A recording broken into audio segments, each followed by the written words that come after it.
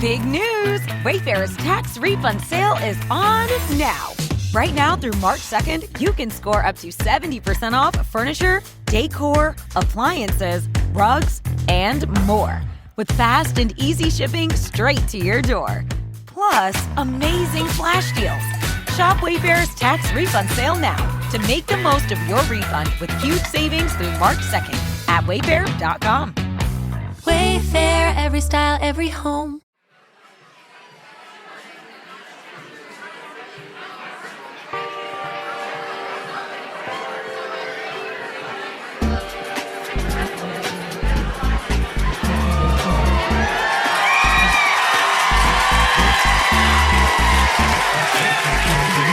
Hello, everybody!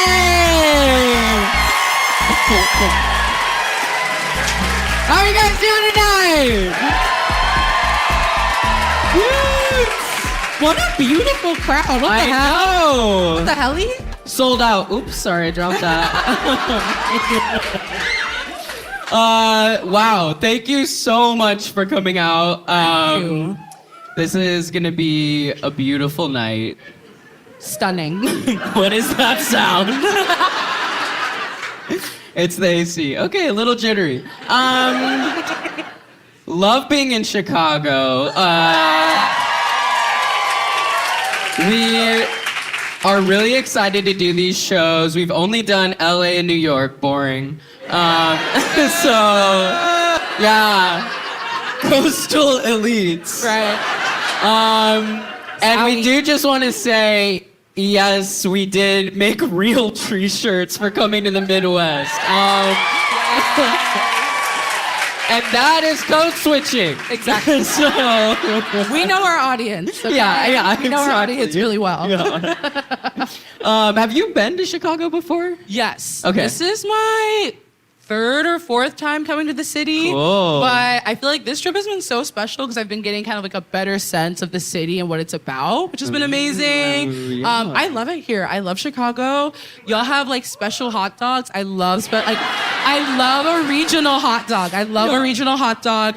I also like love a place where people are like very serious about being from there. And then I also love like kind of ghetto white people. And y'all have both of those. And so that's really exciting.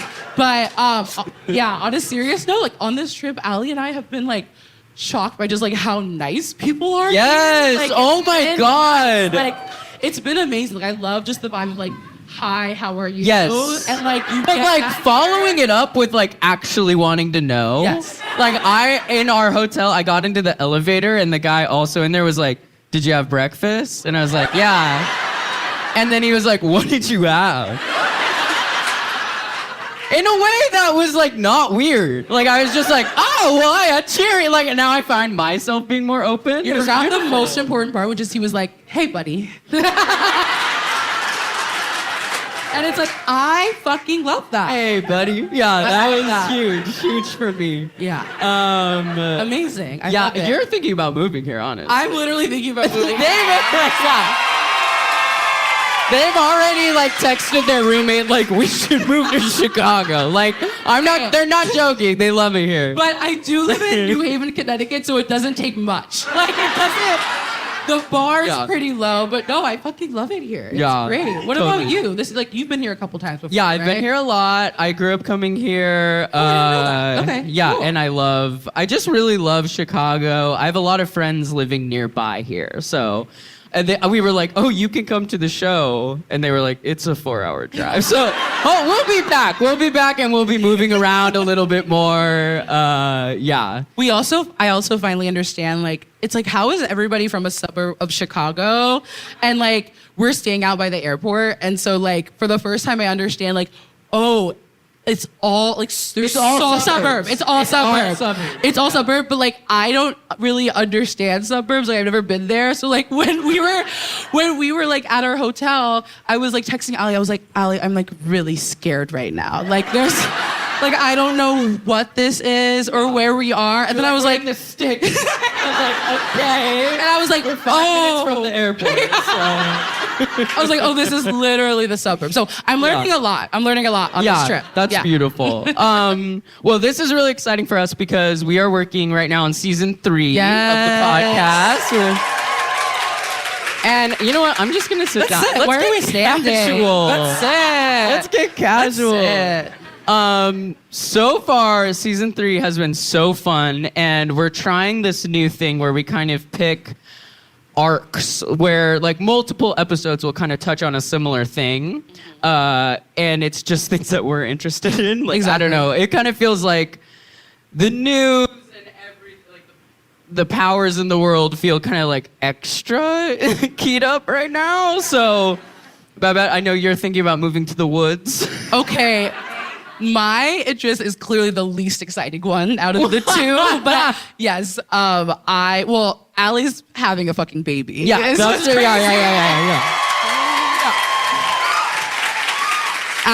a baby. I am gonna do the hard work of being next to my partner while she gives birth. I know. Thank you. Allie's having a baby, and meanwhile, like, I'm considering like fleeing to the woods and trying to figure out how to survive out there. Yeah. Because like things are just getting really scary. Yeah. But I think it's beautiful because like we kind of represent like the two genders of like queer young people. Hear me out. It's the two genders. It's like happily married with a baby on the way. Single and feral with a gay little dog. Oh, okay, yeah. And that those are the two. I finally agree. There are only two genders. There's literally two. That's it. Yeah. It is very selfish to use this project the way that I have this season, but we talk to a lot of queer parents. We talk to trans people who've gone off hormones just long enough to conceive, hopped right back on. It worked out great. Their baby was adorable. What else have we done? I mean, we literally talked to someone who took like a survivalist like intensive. Yes. In like, I feel like it sounded like Survivor to me, and I didn't want to like belittle it, but it was like we learned how to fish and make a fire with coconut husks, and I was like, I know what that. I know another place you could do that and maybe make $1 million. Right, for free. Yeah, no, this season's been great because I think like we're getting very pragmatic in some senses. Like, you know, like interviewing parents about like, or queer parents about what it's like to have a kid, the survivalist stuff. Like the biggest takeaway that this person said, it's like, you can just carry a lighter. Oh yeah. Like, like they learned how to make fire for like 10 days. And like the coach was just like, you know, like just carry a lighter. Yeah. And you'll be like in a pretty good position. Paying for this. Yeah. And the person takes days to teach you how to like swizzle a stick to make a fire. In the end, it was like, and you should just carry a lighter. And you should just carry a lighter. So we saved you that much money. Exactly. If you listen to the episode. You're welcome. But we also interview like a anti-capitalist financial planner, which was like so amazing. And just like so it was healing. It was like so really cool. Fucking healing. Babette, I know you're about to tell I'm this not story, gonna, so I'm just gonna tell it. I wasn't gonna tell it. Sometimes something comes out of your mouth that you weren't quite aware. But this person is talking so eloquently about financial planning. It's like really cool info. And I interrupt them to go, oh, so you're a genius. It was beautiful. And I keep getting dunked on. No, I wasn't. Well, I wasn't going to say it. No, but like seriously, they were talking about like, oh, you should have an emergency fund to cover expenses. And I was like, totally, I've heard about this. And they were like, and you should have a second one for a full stranger who needs something. And like, oh, like, oh, so we're going that far. No, it was beautiful. It was really beautiful. Yeah, I feel like another thing I love about this show is like the perspective we bring like across the like Gen Z millennial divide. Totally. Yeah, we are like 9 years apart. Yeah. Which one's which? Yeah, exactly. No, I'm kidding. Yeah. But yeah, I feel like I don't know, do you have any moments where you really feel like our age difference, like, oh, Babette is just like so painfully Gen Z or something? Imagine I'm just like, wow, let's get started. Yeah. I do feel like, okay, so we interviewed Charlotte. Yes, Charlotte McDonald. who was, a really fun episode.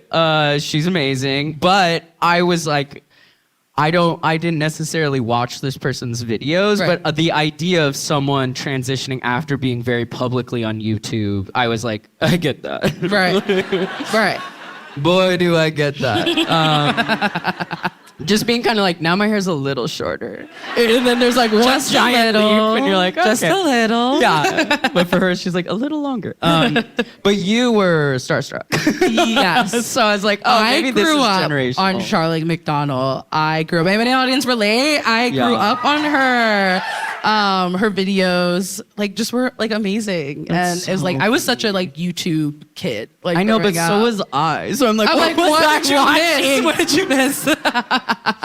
Oh, wow. So yeah, probably stuff like that. Like I was just like, oh, I missed that, but yeah. I might just be a little bit older than the two of you. Right.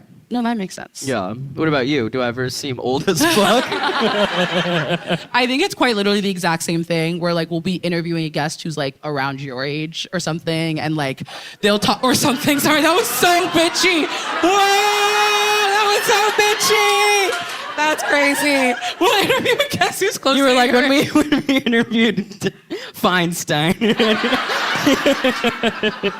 That was crazy. When we interview someone and like you guys will just like bond over like a cultural relic or like a movie or something. No, totally. And I'll just be like, yeah, I love that movie. Yeah, I love that movie so much too. A very specific like toy at Burger King or something. You're like, I don't know. What the fuck is that? Like, that Jar Jar Binks candy where the lollipop is Jar Jar Binks' tongue. Yes, sure. We all remember that, right? Yeah. But I think if anything with our age difference, like gonna get sentimental for a second. Everyone, I'm gonna get earnest. Everyone get ready. I feel like with our age difference, I mostly just like look up to you, like in terms of like Allie, you've been like doing this, like you're like for most of your career, like this live show stuff. And it's like sometimes I'm like sitting at these shows and I'm just kind of like in awe of like you and like what you do. And it's like, oh my God, for real. Cause like for me, like, you know, I'm not a super like live performance person. I'm like a radio producer, like, and so I like to be like at home in the dark with like my headphones on. Yeah. And so like these live shows are so fun, but I also get like super nervous. But they've been getting easier and easier, which is really nice. Yeah, so, like, totally. I found my sweet spot, especially like with this show. But it's also been like incredibly helpful to like have like a mantra that I kind of like say to myself like before. What's the mantra? Well, hold on. Just 1 second. Okay. My coochie is not sweating. It's not. It's dry. It's really dry. Yeah. I am not nervous. I am calm. I do not need beta blockers. That's great. That's great. Yeah. That's powerful. No, it is. Could we maybe get like, I'm gonna have like a Jacob Collier moment, you know, when he's like,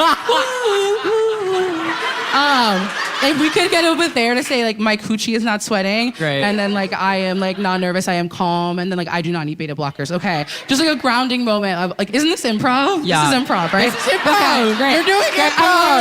I'm doing improv. I'm doing improv right now. Thank you. Okay, ready? Exactly, it's not. Yes. Yes, no, wow, beautiful! Yes! Oh, I wish there was like an air horn sound right now. Like, oh, don't worry, the AC can turn back on. Oh my God. I think it's time to bring our guests Absolutely. up. Is that wild? Yes. I don't know how this happened, but we have such an amazing lineup tonight. We are so grateful to have them here. Please, let's get our guests up on the stage. Yes.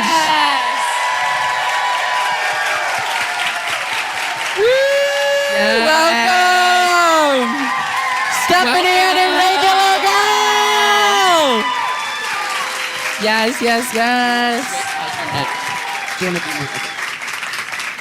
Hi. Hey. Hey. How's it going? sounded fun in here. Can't hear much, but I heard a lot of laughing. Okay, Yes, yeah. okay. We kind of keep you on the other side of the door. I don't really know It feels why. like a soundproof room in like a game show when like, you know. It's like it's a game show. Well, that brings us to our first round. Welcome. Thank you so much for Thank you doing so the much show. for doing this. Two absolute legends. Okay, wake it up, wake it up. Yes. Would you please just introduce yourself for those of you out there who may not know? Like name, pronouns, what you do, what you like to do. Okay, hi gay people. My name is Irregular Girl. I am a Chicago-based drag entertainer, co-host of Strapped, which is yes. We are a gorgeous lesbian party that has been running for 4 years. We are in our 4th year of programming, and I'm very happy to be hosting that with my friend Seashell. I'm also the co-conspirator of Super Sapphic, which is a wake it up. Yes, wake it up. It is a 2-floor lesbian circuit party. Get into it. Whoa, I'm gonna see something out there. Yeah, girl. Wow. Get me there. What else? Get me there. Right. What else? I am a Sunny Angel collector. Yes. I'm getting into the Yes. boo-boos. So if anybody, right, we love her. I love this little bitch. Not to pander, I love D&D. I'm a big D&D nerd. I actually just started a campaign. My friend is DMing a campaign that it's like an all trans girl party. And I'm like, you kind of chose like professional players for this one. Oh no, the best of the best. So yeah, that's me. Oh, welcome. Amazing. Thank you so much. Oh, and I'm also like, sorry, this was important to say. I'm 5 weeks out of FFS, and this has been a a very interesting chapter in my life, and I'm feeling very vulnerable on stage right now. But I'm very happy to be in a room. Thank you. I know. Trust. Thank you. Thank you. But this was really hard, and I'm feeling very happy to be in a room of queer and transsexual people. Yes. I'm just feeling very held. Oh, And if I get scared, I have my little boo-boo. So there you go. Yes. Welcome. Amazing. Welcome. Hi, everybody. My name is Mari, but some of you may know me as Stephanie. Right. I'm also a Chicago drag entertainer, and I have the dual transsexual job of barista. I'm the producer of a show called Ran Through, if y'all Yes. that's a fierce little venture that I got going on. And and I'm moving in like a week, so fierce. Oh, Yes. wow. Thank my you God. for doing the show. You're It welcome. means a lot. It really does. Wow. Thank you for taking the time to be here during these like Yeah, big life truly. moments, life transitions, you know? That's Yeah. amazing. Yeah. Okay, let's get really serious for a second. Mm-hmm. We're getting into gender. It's really serious. Which gender are you? What the heck? Today, We have Right. We have some forms for you to fill out. It's going to be really fun. Exactly. Happily married with a baby on the way, or single and feral with a gay little dog? I wasn't just gonna ask what gender are you. That's crazy. That's fucking crazy. You let it hang in the room. It was a 5th character on stage. I feel like I'm a little non-binary when it comes to that. Wow. I found that at least for the past few years, I have been like single, gay, feral. But recently, I've fell in love pretty deeply, and it's fierce. And and yeah, so like I feel like I'm like sort of waiting in between the two a little bit. Oh, wow. You know, Yeah. That's beautiful. transsexual open relationship, very stereotypical. We love that. Yes. We love it. Pop. Preach. It's a good question. I honestly feel like my experience of my own gender continues to kind of shift. I feel like when I started my transition, I was very like cemented to the idea of what femininity was and what it could and should, look like. So I presented in one way, and it was through doing drag, meeting other trans people, being community with other trans women, being community with he, him lesbians that like kind of made me, I don't know, like really begin to identify with like butchness and with an experience of masculinity and femininity that I was comfortable with.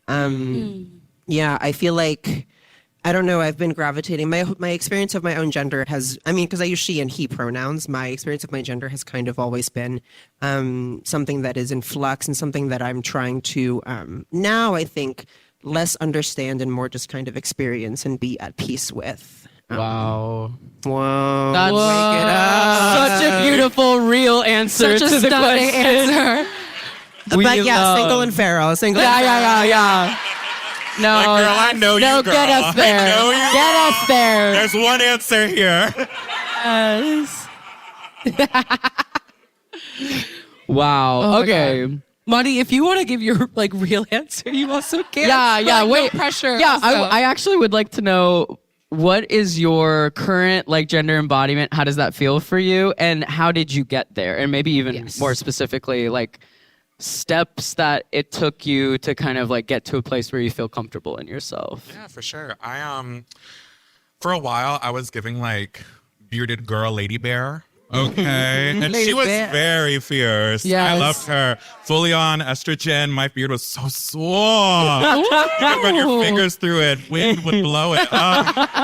It was lovely. But I don't know, this year in particular, I think the new year happened and I was just thinking about it and I was like, I'm not vibing with it anymore. It doesn't feel like it's serving me the way that it used to. And so yeah, recently, we've gone no facial hair. I've started laser hair removal. Oh, you're brave. Okay. Beautiful. Very fierce. And yeah. So like I kind of like was living in like a sort of gender fluid sort of vibe. And yeah, now I'm like getting more into the pussification of it. Yeah. Wow. Yeah. And Love. I shaved today. Like, I shaved my armpits for the first time in like 2 years. Last week. I did that last week for the first time. Wow. Like something is shifting. There. I was joking the other day. I was like, I'm really feeling like my my trans girl. Oh, it's like my femme. Oh, I'm like gender roles. Like, is this a recession indicator? Like, I don't know. Like.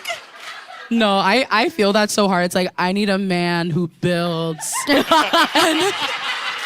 and brings money home. And you're like, why am I feeling this way? And the news in the background is like, market crash today. Like, I just want a solid man who builds. I don't know. Can dig a well? I don't know. We got tattoos yesterday from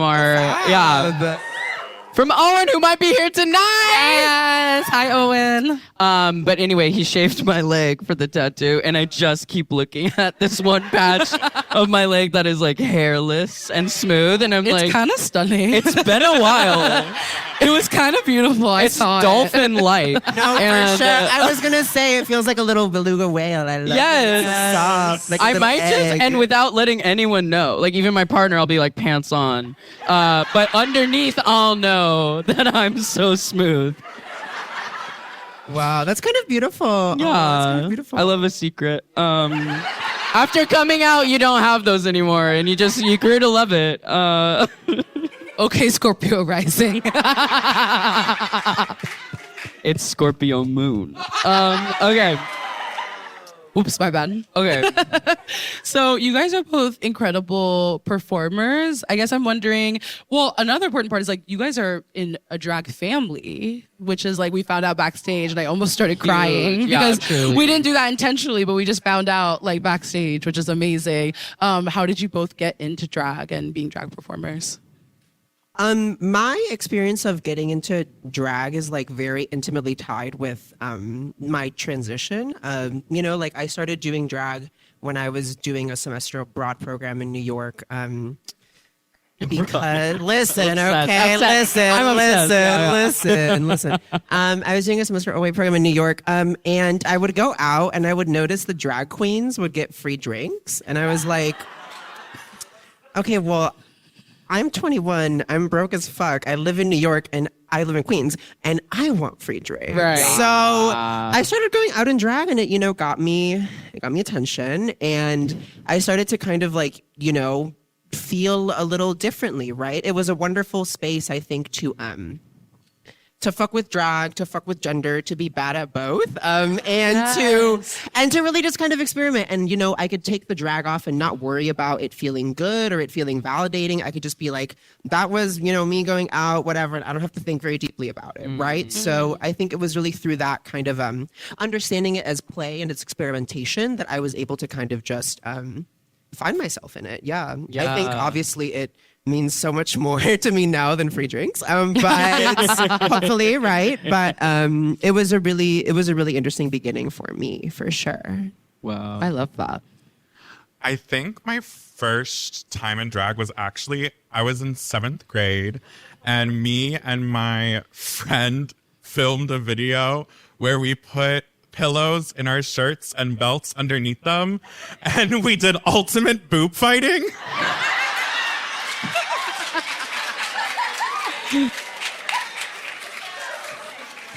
The footage does not exist anymore, sadly. But yeah, that was my first time in drag, I think. Wow. And I had a great time. I was living. But as of like recently and like really getting into like a drag scene and like really performing like out in the real world, it's always been sort of like a form of like manifestation, especially in the beginning, right? Like putting on the makeup, like dressing a certain way. It was like my window into like what I could see later down the road. And yeah. It was just like very, it was very formative for me and like for my personal transition. Yeah. I'm curious. So I have a lot of friends who, before coming out as trans, it's like there's Halloween, there's Pride, there's joke videos. There's so many opportunities to dress up in a funny way. And you're just like relishing the moment that people are putting makeup on you. But like, how did that feel for each of you? Was it like, were you able to take that in as like a full reality, like a desire, or were you kind of keeping it like at bay and being like, this is a fun thing? I mean, obviously 7 ultimate boob fight. Maybe you weren't like letting that sink in, but later on. Let that sink in. Yeah, what was the question? I think sometimes those experiences can be like exhilarating, but you're almost like fully dissociated during them and you're not like in touch with the fact that that's a real desire that you have. Was that your experience, or was it a little bit more like immediately like, this is something that I want? I definitely knew personally that it was definitely something that I wanted. I was very scared to let people know. And like, I remember I was with my roommate at the time, and I was doing any pronouns with respect. Oh, we love. And I was just talking to him, and I said, like, what if I was like a bit like more, and I didn't say it. I didn't say trans. I didn't say anything. Like, just what if I was a bit more, And he went, what? Whoa. And I went like, you'll get it. And then about a week later, I came out online to everybody of like back when I had a Facebook, that relic. Wow. That relic. And it was very like extremely internal, and I just wanted to get it out all at once. Wow. Yeah. Love that. Pedal to the metal. Yeah. I think it took meeting my trans mom, Eva. She is one who's really instrumental to helping me survive this FFS journey, which has been so hard. Helped me survive my top surgery journey. She's the person who kind of just like told me like, so you're kind of really serving, and I feel like I see you're kind of really fierce, and I feel like I see something in you, bitch. So what is the tea? Yeah. And kind of really made me interrogate like there is something deeper here for me. And even if it might not be apparent to me, it's certainly apparent to other people, and it really took just that one person to be like, oh, maybe this is an option for me, Totally. Yeah. But I feel like the signs have always been there. Really? Yeah. My cousin recently told me a story of we were like, all of my cousins were together at like some cookout or something, and then we're going to like a second location. My dad's like, okay, boys get into this car, girls get into this car. Why are we doing it like that? Yeah, anyway, classic. right. And then apparently they couldn't find me. They couldn't find Regina. Like, where's Regina? Blah, blah, blah. And then like I poke my head out of the car window and I go, I'm a woman now. And I'm like, girl, if it was not apparent at the time at 7 years old, you know what I'm saying? Totally. They're like, kids said the darndest thing. Yeah, Totally. Doesn't get more clear than that. Yeah, totally. Could you tell me about how you came up with your drag names? Ooh. I actually went through 5 different drag names. The first one was Magenta Foliage. Which it was like an inside joke between a friend and me. And then I went to Annie Christ. Wow. I love that. I love and that like one. I have like a Christian school upbringing, so like I was thinking like, oh, I'm gonna relate it to that, and it's gonna like be so cool, and it totally wasn't. In between, I was named Mix Hoey. Oh, I love Mix Hoey. I love the Mix Hoey era. That was fierce. That was fierce. That was fun. And then during lockdown, I had become for a second Ma Swamp. I love all of these. Wait, me I love too. every single one of these. Wow. But once I was Ma Swamp for a little bit, I realized like, when people hear that name, it kind of gives like that I'm always going to be campy or I'm always going to be funny or like dirty or like all of that. And I'm like, I'm too pretty for that name. And then I thought like for Stephanie in particular was what is the most popular girl from middle school's name? Oh my And so god. I created like a list of like Mackenzie, Rebecca, Tiffany, like all of these names. And then I arrived at Stephanie, and like Stephanie didn't have like a strong connection to anyone personally in my middle school, but it still felt like vague enough that it could be anybody. It felt like when it was like going to be announced on the mic that like the audience wouldn't know what was going to happen, which I liked the sort of element of surprise. Right. And yeah, most popular girl in middle school.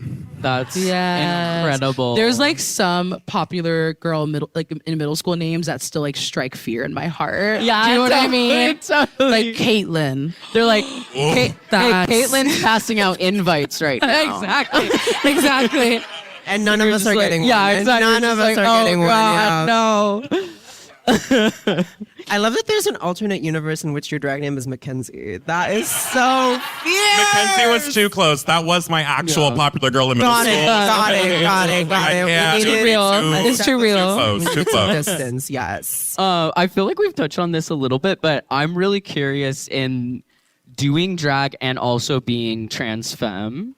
What is there like a line there for you? Does any of it feel kind of like it like steps on something for you, or do you feel like you have to carve out space for yourself or kind of like let people know that you're trans? In Chicago in particular, it feels historic. Like Miss Continental happens here, which is like this top drag pageant that is mostly featuring trans women. And yeah, like I don't think drag would be good without trans women. I agree. Totally. Wake it up. Right. Wake it up. It'd just be a bunch of gay guys in wigs. Ugh!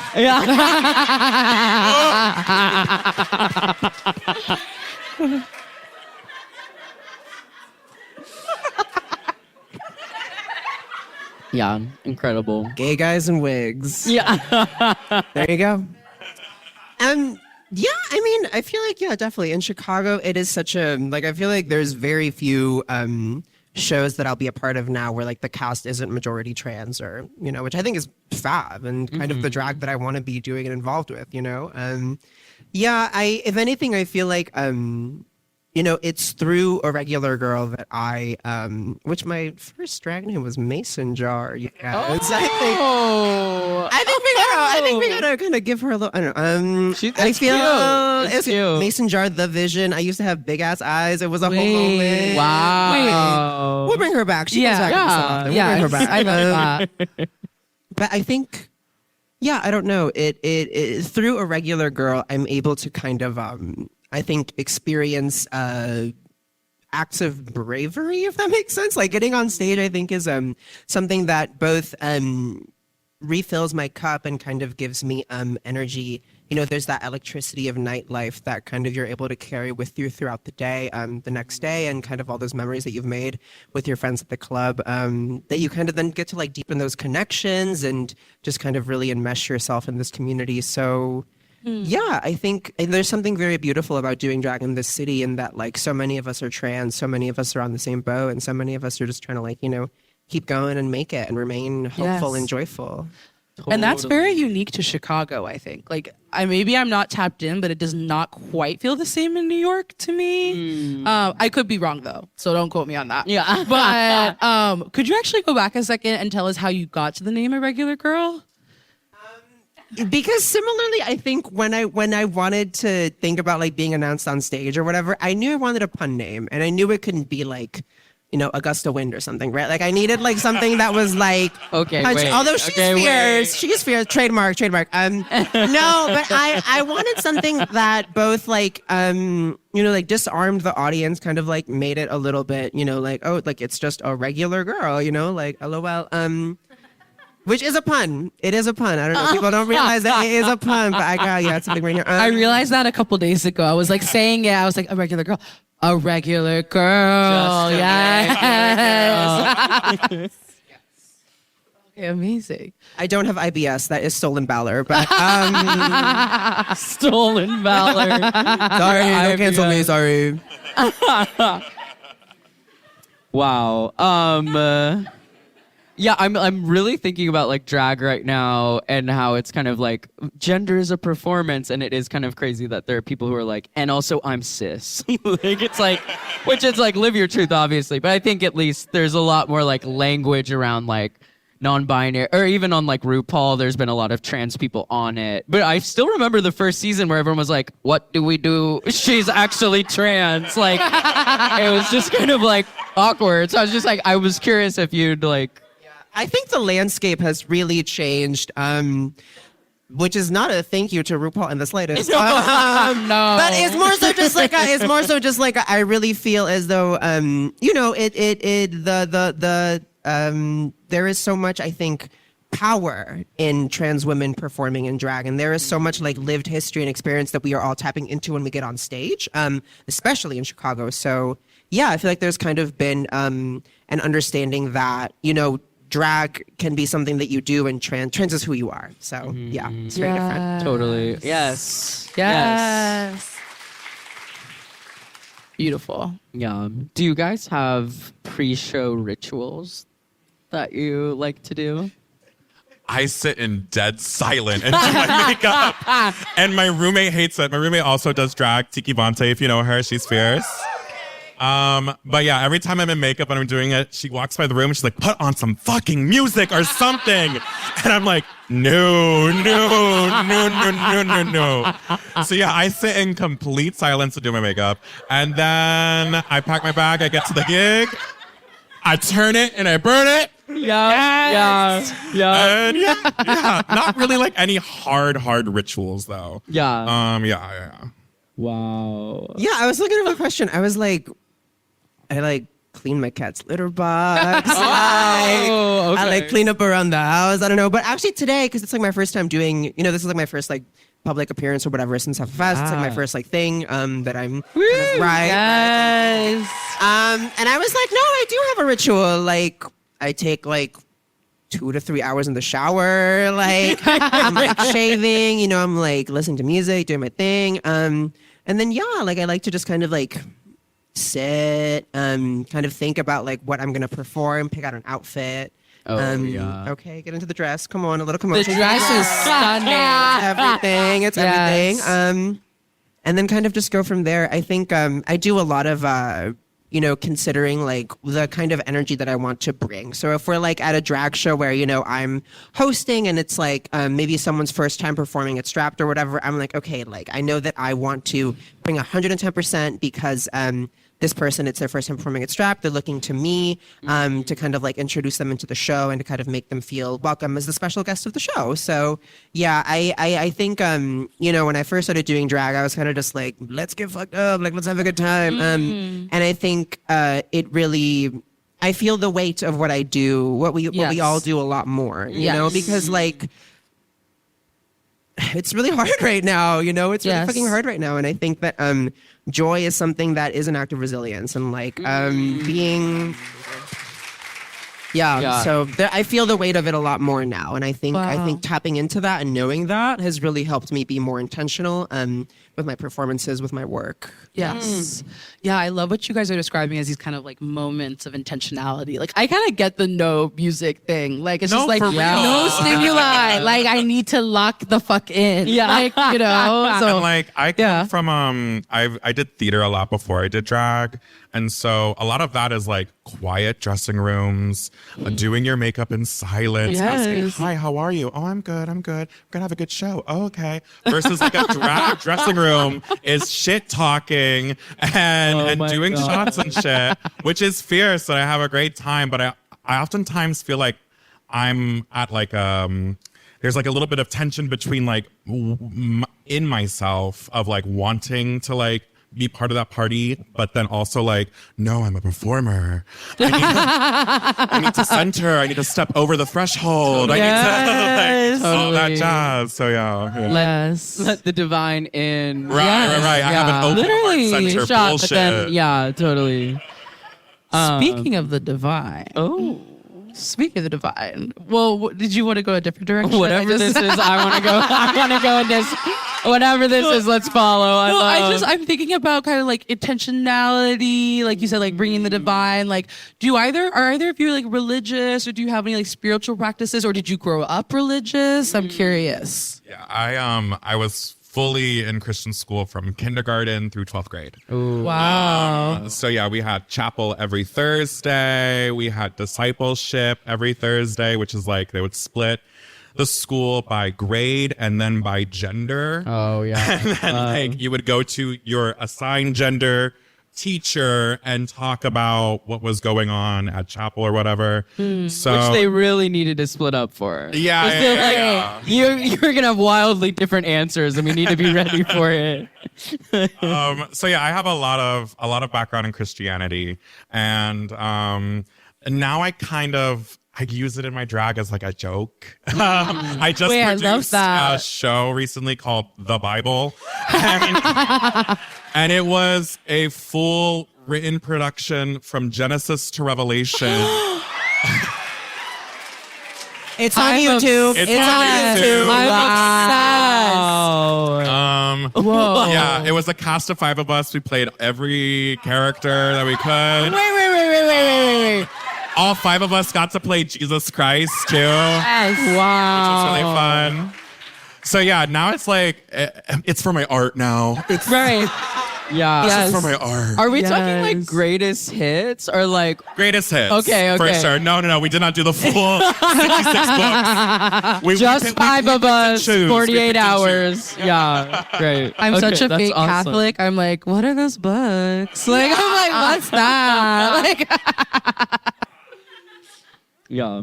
What about you? I was raised Catholic, and I feel like that is apparent if you know me. But it doesn't feature in my work at all. I don't know. I don't know.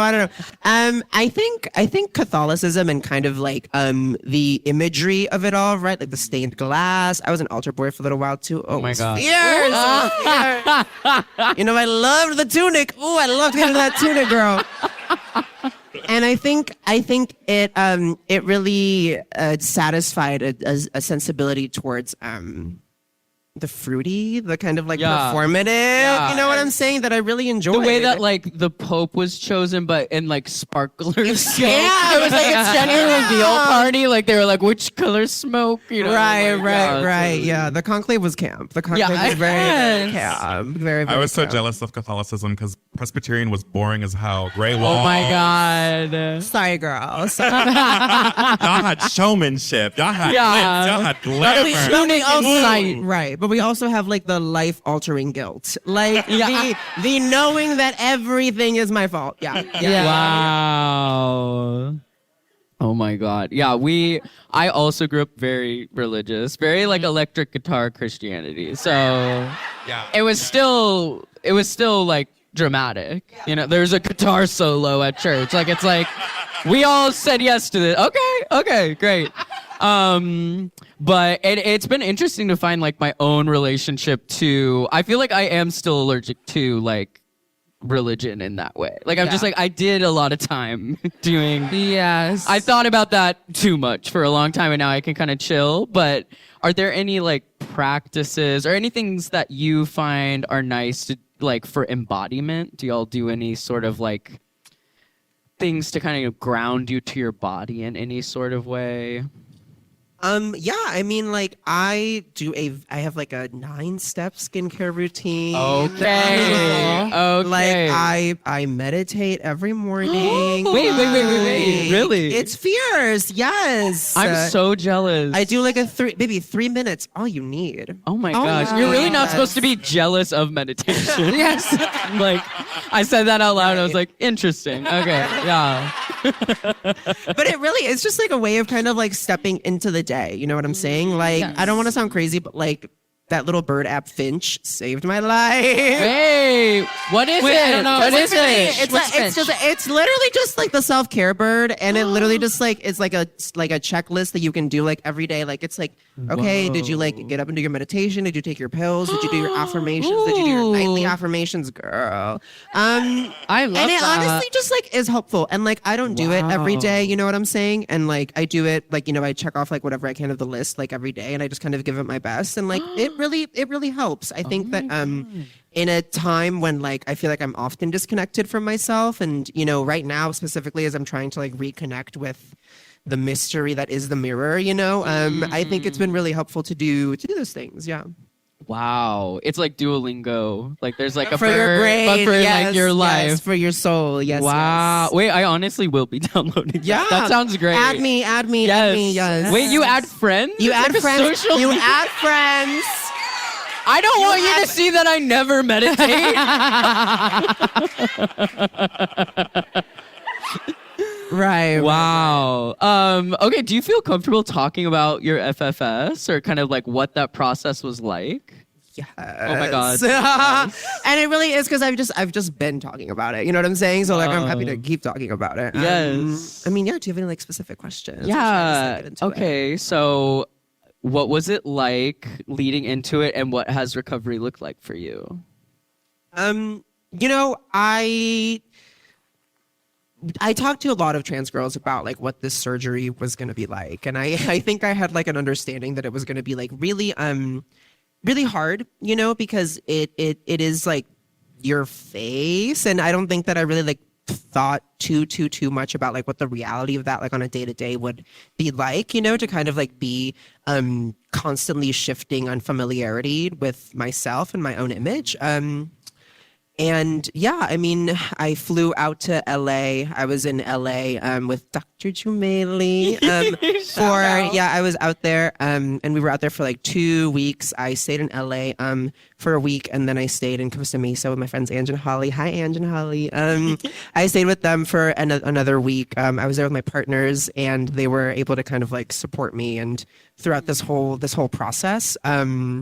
It was really hard. I think that because there wasn't a lot of physical pain, it was just a lot more physical discomfort. I had a lot of time to endure the psychological trauma of the swelling and the kind of image in the mirror as being someone who I did not recognize as myself, you know? And it really is crazy to me because, you know, like I had waited 3 years for this surgery. I was having a lot of issues with my insurance, this like 3-year long battle with insurance that did not want to cover this. And we had to make them like change like a trans exclusionary policy, you know, like we had to get a lawyer, like it was a whole thing, you know, it was a whole thing. And we did get that policy changed. Amazing. That policy changed. Wow, that's right, so cool. That's incredible.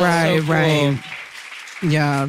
But it was, I mean, yeah. And it you know, you wait 3 years and then it happens. And then I have to wait, you know, I have to wait in slow motion to see like my face settle and my features begin to settle and all of that. And it feels, you know, there's so much, there was so much doubt in, did I do the right thing? You know, did I make the right choice for me? Like, is this what I really want? And I think 5 weeks out, like, yes, I did the right thing. And That's great. yeah, I struggled through it, but I struggled through it with my partners who were there for me, my amazing community of other trans people, other trans women who were there for me, my trans mom, Eva, who talked me off the ledge so many times.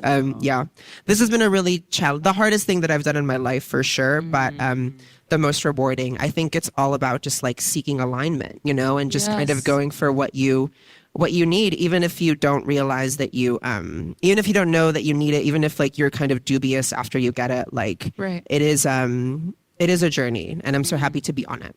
Oh, amazing. That's so beautiful. Amazing. Madi, what about you? Do you have any practices that kind of like keep you in alignment with your body in that way?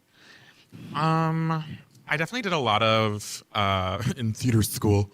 I did a lot of like meditative practices that I still like to like hold when I'm getting ready for shows and stuff.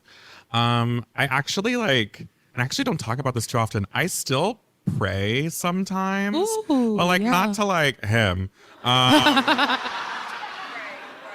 To her. Just perfect timing. Just perfect timing. Wow. No, to get a little serious for a second. I had a friend who a few years ago passed away, and so I kind of pray to them.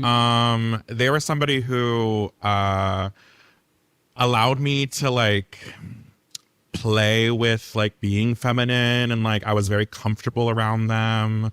And really important person in my life. And so, yeah, I still have like conversations with them. Wow. Yeah. That's beautiful. I feel like we've talked to a lot of people on the podcast with kind of a similar thing, because I think there's just a lot of death like in our lives as trans people. So thank you for sharing that. When I got top surgery, I remember feeling very similar things. And I was just like, oh, yeah. And then I just got to put a shirt on and just be like, maybe I don't have to look at it. So face is so much more immediate. We took down all the mirrors. Really? Okay, I was gonna. We put up curtains. We took down all the mirrors at home. Like, it was just because I didn't need it. I spent 30 years like getting to a place of acceptance with my face and who I was, and you know, that starting over from scratch totally was crazy. And then also, like, as you know, my swelling is going down, it's like I just didn't want to have to learn to love the face that I wasn't gonna have for another like couple of days, you know. I just wanted to really feel. And this has been such a, I mean, like, I've been journaling a lot, I've been thinking a lot, like I have been very it's mostly been a very like internal experience, right, of going through this. And it feels very good to have come back to Chicago, to have reconnected with friends, reconnected with my family, and just kind of, I don't know, be a person again instead of just like a sad, crying blob. Yes, I had a very feminist RA who took down all the mirrors in our hall. So spiritually connected. Yeah, really. But I do remember some relief. How is it? I guess we wanted to know what it's like to be trans in Chicago specifically. How would you describe that? Without one woo? I remember when I first got my HRT appointment. It was during lockdown, and it was over Zoom, and you know, the doctor was like, this is what's going to happen. Like, you're going to see these changes. This may happen, that may happen. Do you understand like what that means? Do you want to do it? And I was like, yeah, for sure. And she goes, okay, great. So like, when did you want to come by and do like, you know, blood work and we can get that started?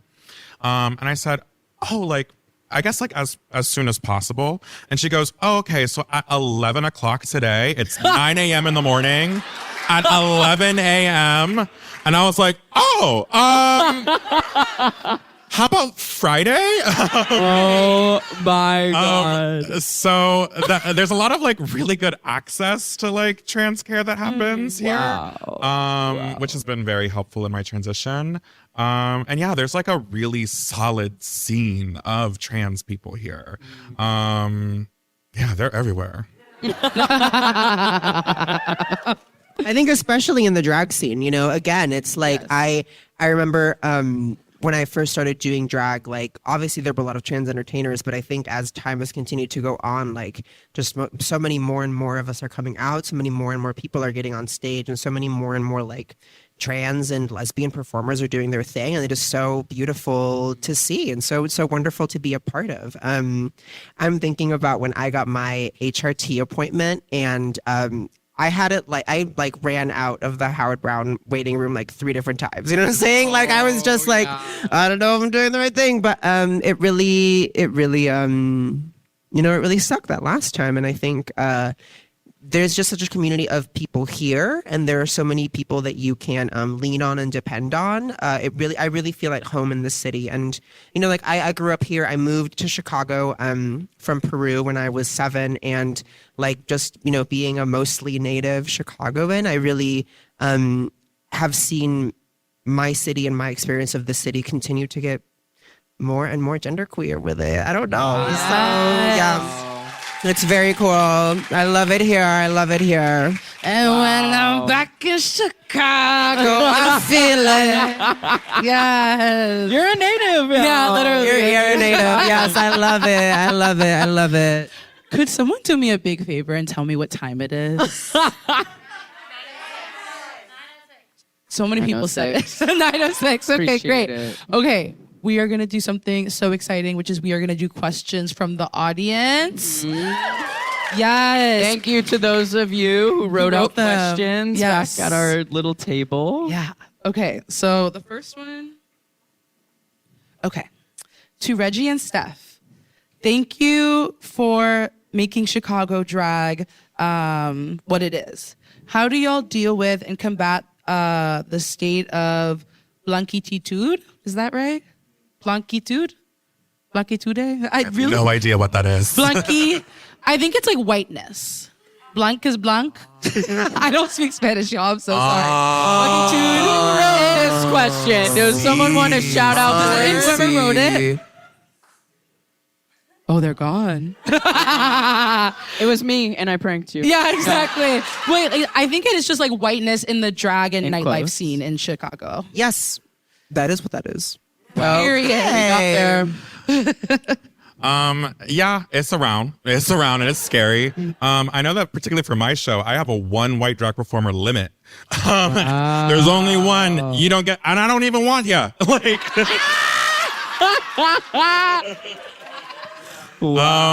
so yeah, just trying to like in production and like it also like personal relationships in the drag scene, like don't be friends with a bunch of white people. Wake it up. Yeah. Wake it up. I have so many friends who are like, I was the only person of color on every lineup I've ever been on. Yeah, and it's I'm like, wow, crazy. that's really cool. That part, it would be so cool. No, your thing. That's cool to flip it. I think it's you know, about intentionality as like a show producer. It's like who do you want to highlight? You know, like who are the genre pushing like amazing entertainers in the city? I'll tell you, they're trans people of color. Like straight up, those are the people, you know what I'm saying? And so it's about like highlighting them. It's about like highlighting people who are like yourself, you know what I'm saying? The way that you deal with it is that like you do your own shit. you slay it, you organize your own shows, and you kind of combat it from the inside, right? Like, it's not enough, I think, to just be upset at something. It's about like making the change that you want to see and be in the world, and you participate in that and you do it. So yeah, I mean, I'm thinking about like the shows that I ran at Berlin. They were all like shows that were based on identities, right? So it was like Descontrol, which is a Latine show. It was Moans, which is a trans show, and it was Strapped, which is a lesbian show. And across all of those shows, like I was very, very intentional about like booking more people of color, booking obviously more trans people, because again, it's like you have the power to do that. I had the power to do that, you know? So it's just about like being intentional with your ability of who you can highlight. Yeah. Wow, that's really cool.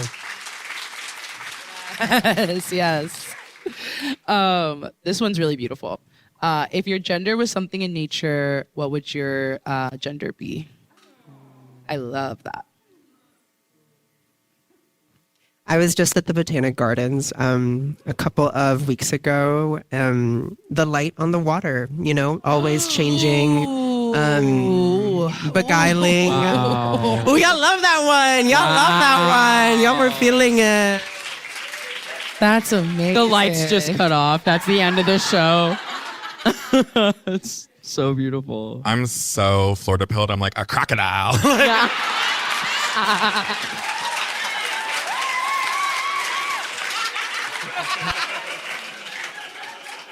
Yeah. I love those little puppies. They're so cute.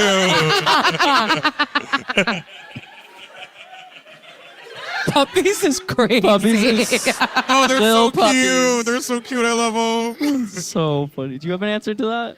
I don't know. I don't know if it's my gender. I've just always kind of resonated with like otters. Oh, I'm like, and I think I feel that like they're very playful and Yeah. like very loving. And Like, hold hands. no, it's so cute. Yeah. And then they're like, when they're like trying to smash like clams open, they're like, and I'm like, that's me when like I'm trying so to erratic. eat too. Yeah, That's me when I'm trying to totally. eat. I'm like, what about you? I was actually gonna say a really wet lizard. So we had like kind of similar vibes. Yeah.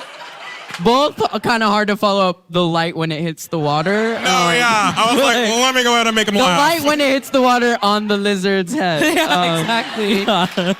I saw on TikTok, there's actually like a name for that color of when the light hits Yes, the water. and it's I can't- very good for you. It releases so many like chemicals neurologically. I love releasing chemicals. Yes. Yes. Gorgeous.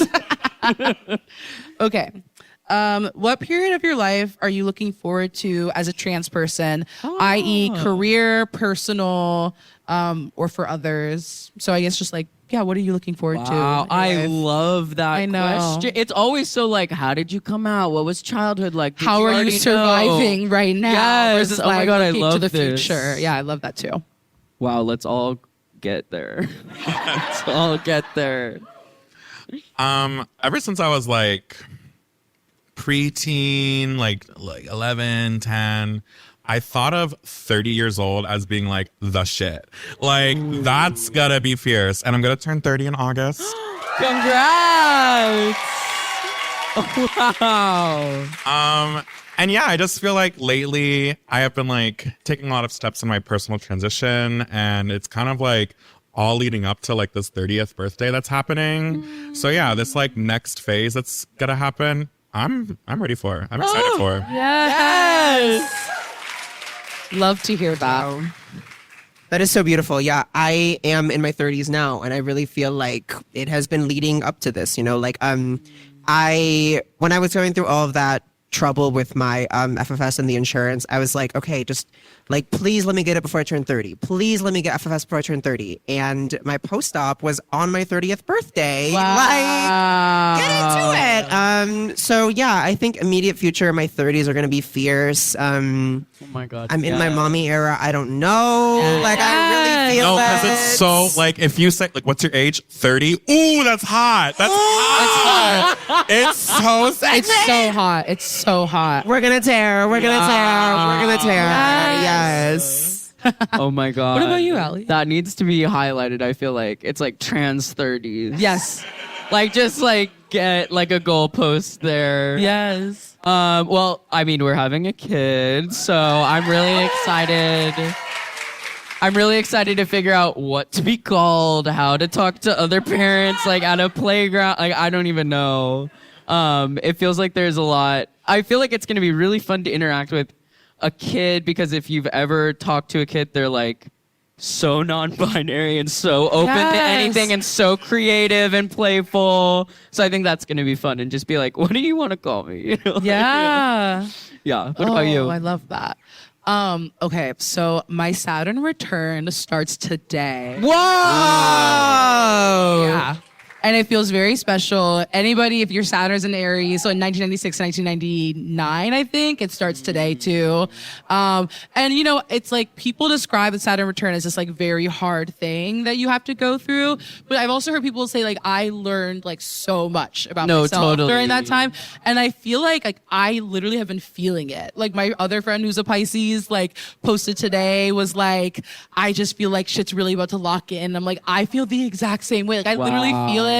And with this show, I'm just like, so I guess I'm very excited for like my career in this like next phase. Like Gender Smart, like this new season feels like amazing. And it just feels like every part of my life and career feels like really, really fulfilled. And then I'm also excited to be like ruthless with my boundaries. Like I'm gonna cut bitches off left and right. Like I am getting so serious about like what does and doesn't work for me, and I'm like so ready for that. So, Wow. Yeah. I love that we're all like happy to be alive. Like that's amazing. That's crazy. Like, yeah. I love that. Wow. Okay, the next question is for Allie specifically. Oh. What does it feel like to have many versions of yourself documented online? Oh, yeah. Well, I feel like some of us might have similar things, but yeah, I feel like I touched on this earlier in the show where I was just like, oh, I just was trying out new things and they were like, and action. I was just like, okay, I tried it. It's like when you wear a hat and you're like, do I look like a clown right now? If every day was like a shoot day for some sketch about like weed culture and you're like, I guess I'm trying out this new look here. So, but I am at a point where I see like old photos of myself and it doesn't feel like a totally different person. I'm just like, oh yeah, that's what I was doing there. That's so cool. Yeah.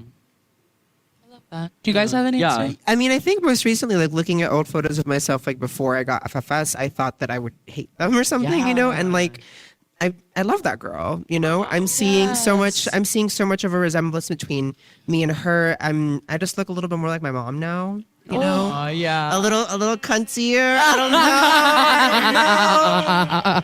know. Yeah. Love that girl. That's beautiful. I've been a performer for a pretty long time, so like there's a lot of me like documented from like different shows and stuff like that, and so I've just come to like fully accept that like those are out there. That is who I was. It's part of who I am, and like fierce. Fuck it. Like it's great. I don't really mind. I don't really mind. I like sometimes it can feel really crazy, but I'm also like, this isn't a only trans experience. Exactly. To see old videos of yourself and be horrified. Like, I think that this is like a human experience, but it feels a little extra like when you're like transitioning. But absolutely, it's also like not like a only trans experience, like for your body to change totally. in different ways throughout time totally. and to look back. So for sure, yeah. Okay, this is like a very pragmatic question, which I really like. Best, no, it's just like real. No, like, that's you, and I love that, and I love that. It is very me. Best advice for getting out of debt or kind of alleviating. No, listen. As a queer person, the perfect pair. I know, I'm so like, I love this financial plan. Yeah, I forgot my computer on this trip. And Babette's like, "What's your login for this website?" Like, specifically as a queer person, when it feels like the system works against you, and I'm like, that feels very real. Yeah. You both look so scared. All Diva, I don't know.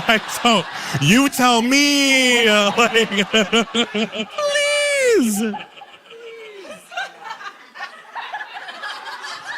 Well, you could do You can do what Allie did and go on a game show hosted through your company. You guys, I just watched that series for the first time like last week, and I just came on and talked to Allie. I was like, it made me really sad. Yeah, like, it was really, really sad. Again, for those of you who don't know, like Allie did a series where they had like drop out, like potentially pay off their student debt for doing like crazy tasks, like having leeches on you, like eating the spiciest food while talking to like your ex. Our like, pitch was Jackass if they all read The Economist. so you could do that. You could do that. Yeah, that's pretty much the only advice I have. I know this is so not helpful, but like, I just feel, I'm like, debt is not real. Like, that doesn't exist. Right. That's why we interviewed Right. a financial planner. That's fine. It's not really, I don't know, if you just need to do what you need to do to survive in the now, I totally. think that's enough. And then if you have more money on top of that, I think that's when you start like putting like $100 away a month and like in a high yield savings that accrues 4% interest, okay? But like, it just feels crazy to like to tell people to like focus on debt when like groceries and eggs are like as expensive as they are and we're all trying to fucking survive. It's just like, I have so much empathy and I'm like not gonna tell somebody like, this is how you get out of debt. You have to like stop getting coffees and shit. Like, like fuck People that. are obsessed with People coffee. are so obsessed with that. I know. It's like, that's not gonna get like, you just out of cut like, out coffee. You're like, what are you talking about? Like, yes, sure, but why is it always that? it's not gonna help you get out of hundreds of thousands of dollars of debt. Like, what? Like, so I don't know. I'm like, I collect Sunny Angels. I have nothing to say about financial literacy, girl. Like, I have no idea. Well, that's an investment. It is an investment. Oh, you're right. Wait a An minute. investment. Pivot. I love it. Oh. Exactly. Wow. So that we didn't really have an answer. I don't know what to tell Sorry. you. I love this one. It's, should I get an eyebrow piercing? Also, I love you. That's a good one. That's No, and I love you too. oh Yes, fuck her. Do it. I want to tug on it. And my very pragmatic answer is like, go to the piercer and see if you have the anatomy for it. So true. Because I really wanted one, and he was just like, no. Like, Wow. And it just depends on like where your eyebrow sits, like on the brow bone. Like mine's really high, so it would just like definitely reject. So that's my pragmatic like mommy answer. That's great. I would Yes. not have thought about that. I really. You're like, my brows are too fierce, too pulled, too.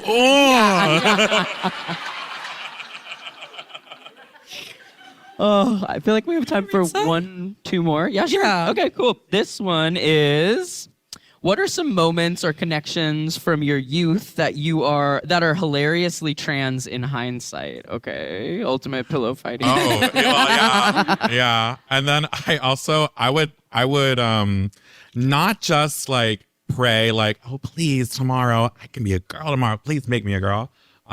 It was like, I want you to make me a girl, and then I want you to make my crush a boy. Wait. I love a girl with a plan. Wait, but this is so real because Yes. everyone's like, I came out of the closet and I was like, done. And you're like, oh yeah, it's about who I'm attracted to, but then you're like, who am I Yeah. in Yes. the attraction? You're like, oh, actually, I'm trans. Like, it's just like Yes. so many factors. So you already knew. You had a You're like, we vision. need two bases covered. You had a vision. Me and them.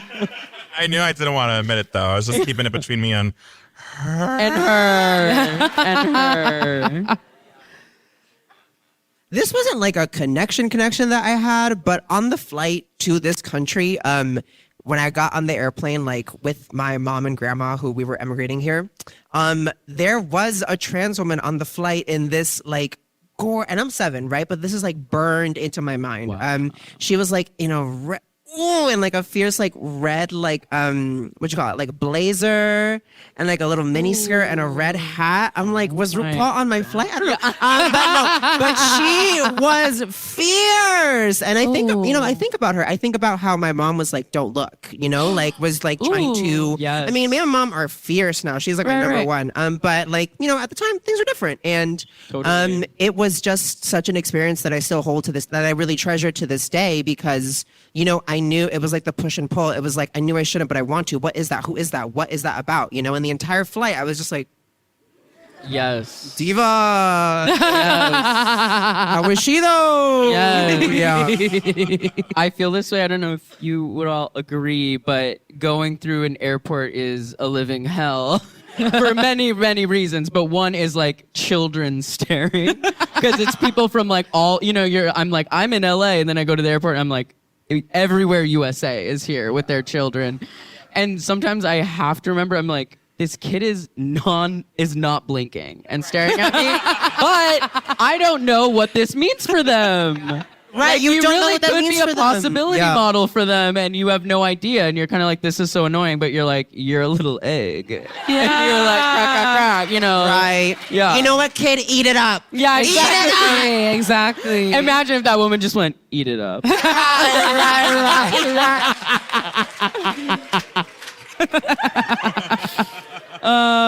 Okay, what time is it? 24, great. We have can time do for one another more. one, yeah. Okay. Let's see. Ooh, in a phrase, can you describe your sense of style or fashion? Futch Latina, really nice to meet you. There you go. Oh, wow. Yes.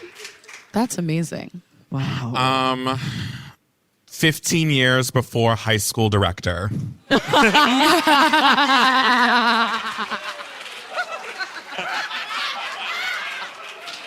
Incredible. Do you have yours? I'm not that clever. You guys are so quick. That was so quick. I was going to say like uniform dressing on crack, but like, Yeah, that's totally. like not- Yes, I don't know. totally. It's like, yeah, I love like a uniform, but I love like some like, extra special pieces with it too. Yeah, I feel similar. I feel kind of similar coming up empty. I'm like, oh God, all the men that I think might hate me in real life. That's good. It's like gas station leers. Yes. Okay, well, great. I think that's all the time that we have. That's a beautiful note to end Something on. to end on. I hope when you're at home tonight, you're taking a shower, you go, and just remember that moment.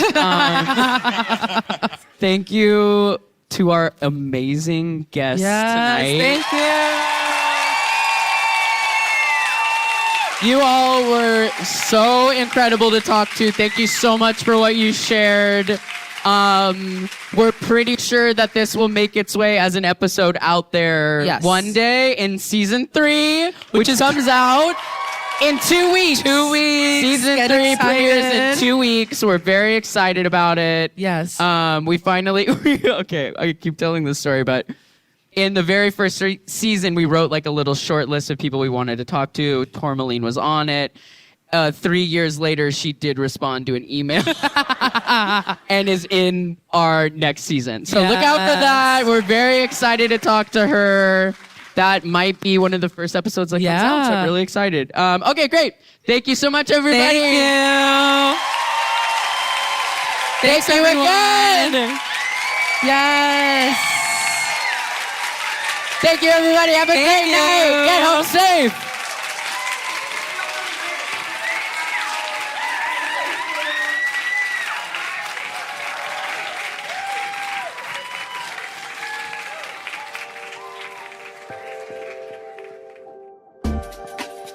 Gender Spiral is an original podcast from Audiation. This episode was mixed by Matt Noble. Theme music is composed by Chanel Kirchlow, remixed by Daria Lord. Additional music by Command Jasmine, courtesy of Molten Heart, with art by Joey Hahn and graphics by Michael Tyrone Delaney. The show is executive produced by Ireland Meacham, myself, Babette Thomas, and my co-host Ali Beardsley, along with Sandy Smullins, with some additional story editing from Susie Armitage. If you want to help us out, you can rate or review us wherever you're listening to us right now, and follow us on Instagram @GenderSpiral to get notified about new episodes. And be sure to support us on Patreon at patreon.com/genderspiralpodcast. For $2 a month, you can listen to the entire back catalog of Gender Spiral episodes ad-free. Plus, you can get access to our Discord community. Higher tiers will get you exclusive bonus content, plus gifts from us like these cute little monthly postcards and free merch. You can also check us out at genderspiralpod.com, where you'll find transcripts for each episode and a link to leave us a voicemail. And you can shop our merch store.